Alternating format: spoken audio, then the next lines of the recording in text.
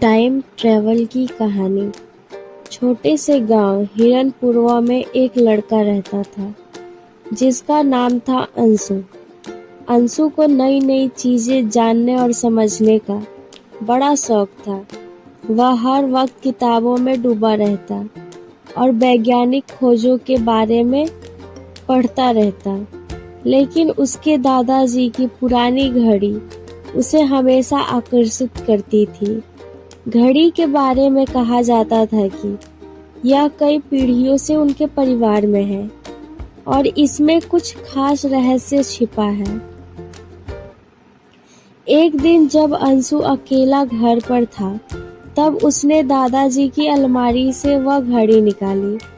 घड़ी चमचमाती हुई दिख रही थी और इसके अंदर एक छोटा सा बटन था जो पहले उसने कभी नहीं देखा था। जिज्ञासा से भरे अंशु ने बटन दबा दिया। अचानक चारों ओर एक तेज रोशनी फैल गई और उसे ऐसा महसूस हुआ कि जैसे वह किसी और ही दुनिया में पहुंच गया हो। जब रोशनी कम हुई तो अंशु ने देखा कि वह एक बड़े से जंगल के बीच खड़ा है। पेड़ पौधे बहुत अलग और विशाल लग रहे थे। अचानक उसकी मुलाकात एक छोटे से लड़के से हुई जिसका नाम अर्जुन था। अर्जुन ने अंशु को बताया कि यह जगह प्राचीन भारत का हिस्सा है जहां लोग अभी भी राजाओं और राक्षसों की कहानियों में जीते हैं। अर्जुन ने कहा, तुम कौन हो और यहाँ कैसे आए?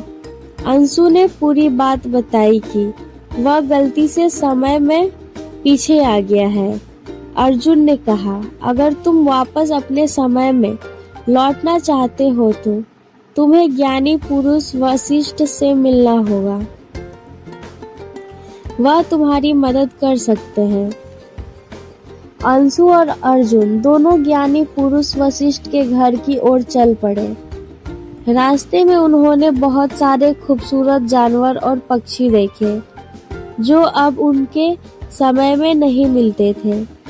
उन्होंने जंगल के बीच में एक बड़ी नदी भी पार की।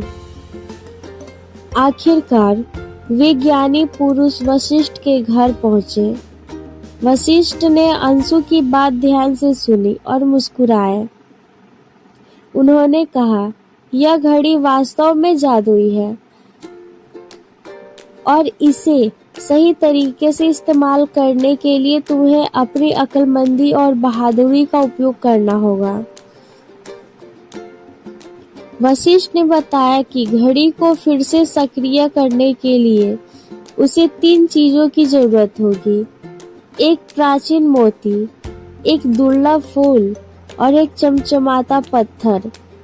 ये तीनों चीजें अलग अलग जगहों पर थी और उन्हें लाना आसान नहीं था। सबसे पहले अंशु और अर्जुन को जाना था प्राचीन मोती के लिए जो एक विशाल झील के तल में छिपा था। जब वे झील पर पहुंचे तो वहां का पानी चमकदार और पारदर्शी था। लेकिन जैसे ही वे मोती को निकालने की कोशिश करने लगे, झील का रक्षक एक बड़ा मछली जैसा जीव सामने आया। उसने कहा, जो भी यह मोती चाहता है उसे एक पहेली का उत्तर देना होगा। मछली ने पूछा, ऐसी कौन सी चीज है जो जितनी ज्यादा होती है उतनी ही कम दिखती है? अंशु ने थोड़ी देर सोचा और फिर कहा, अंधकार। मछली मुस्कुराई और मोती उन्हें दे दिया। इसके बाद उन्हें दुर्लभ फूल की खोज करनी थी जो एक पहाड़ी की चोटी पर उगता था। पहाड़ी पर चढ़ाई करना आसान नहीं था। रास्ते में उन्हें तेज हवाओं और खतरनाक रास्तों का सामना करना पड़ा। लेकिन अर्जुन की हिम्मत और अंशु की समझदारी के बलबूते वे अंत में पहाड़ी की चोटी तक पहुंच गए।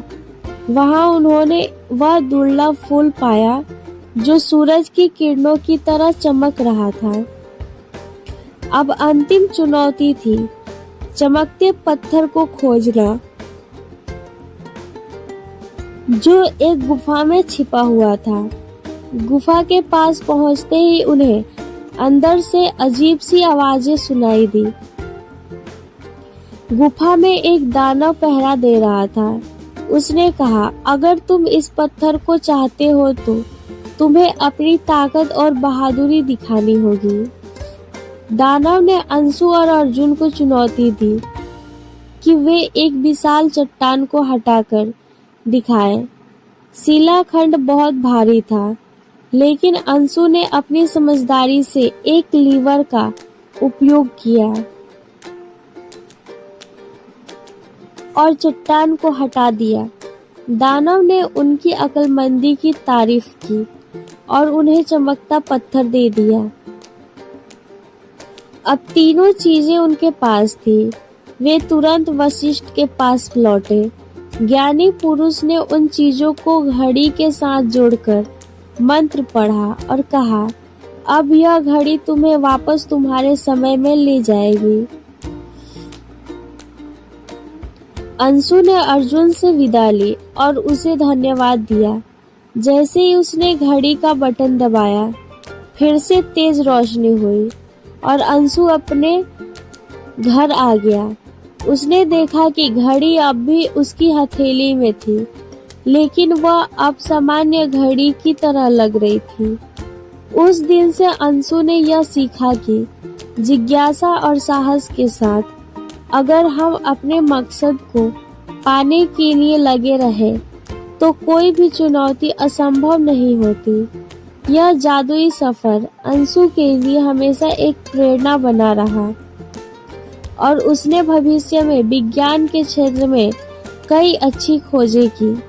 कहानी से सीख। इस कहानी से हमें सीख मिलती है कि यदि कोई मुसीबत में हो तो हमें भी अर्जुन की तरह मदद करनी चाहिए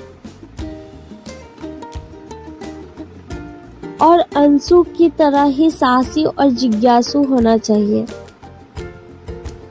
नोट: दोस्तों, ये कहानी पूरी तरह से काल्पनिक है, यानी इसका असल दुनिया से कोई नाता नहीं है। इसे सिर्फ मनोरंजन और नैतिक शिक्षा के लिए बनाया गया है।